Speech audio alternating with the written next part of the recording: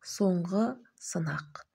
Баяғыда таудың қиясын мекендеген бір ерекше қасиетті қыран құс өмір сүріпті.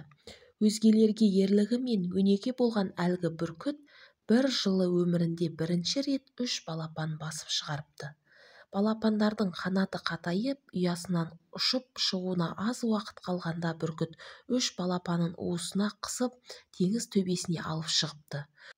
Ұшып келе жатқан ол өзіндік өмірге қанат қаққалы тұрған балапандарынан соңғы рет сынақ алып былай деп сұрапты: «Қанаттыға қақтырмай, тұрмыстыға шоқтырмай, мәпелеп бағып қаққанымды жақсы білесіңдер.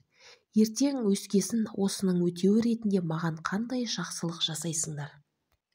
Біріншісі айтыпты: «Анашым, сенің ақ сүтіңді ақтау үшін қолымнан келгенінің барлығын жасаймын. Мен сені өмір бойы қанатыма арқалап алып жүремін. Дүниенің 4 бұрышын аралатам, таңғажайып тамашаларды көретін боласың» депті. Сонда бүркіт басын шайқап уысындағы балапанын теңізге тастап жіберіпті. Сосын екіншісіне бұрылып: «Ал сен не айтасың?» Екіншісі айтыпты: «Анашым, мен сені ел аралатып, босқа әуре қылмаймын.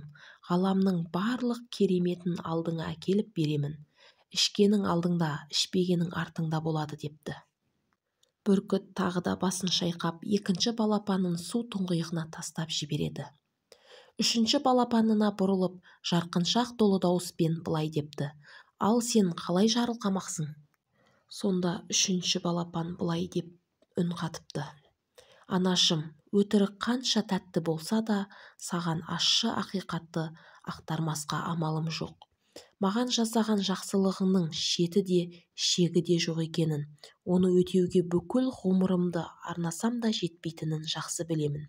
Дегенмен менің өмірім сені әлемді аралатуға да, сан түрлі ғаламдарды алдыңа алып келуге де арналмайтынын айтқым келеді. Мен сенің маған жасаған жақсылықтарыңды өз балапандарыма жасау үшін өмір сүретін боламын». Кәрі бүркіт сонда ғана көкірек кере терең демалып, біздің әулет аманатын алға апарар, қыран деген атқа лайық бола алар ұрпақ туылғанына көзім енді жетті деген екен.